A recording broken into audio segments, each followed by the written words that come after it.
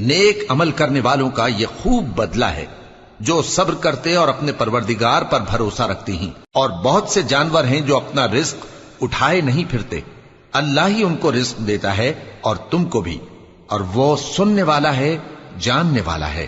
اور اگر ان سے پوچھو کہ آسمانوں اور زمین کو کس نے پیدا کیا اور سورج اور چاند کو کس نے تمہارے زیر فرمان کیا، تو کہہ دیں گے اللہ نے۔ تو پھر یہ کہاں الٹے جا رہے ہیں؟ اللہ ہی اپنے بندوں میں سے جس کے لیے چاہتا ہے روزی فراخ کر دیتا ہے اور جس کے لیے چاہتا ہے تنگ کر دیتا ہے۔ بے شک اللہ ہر چیز سے واقف ہے۔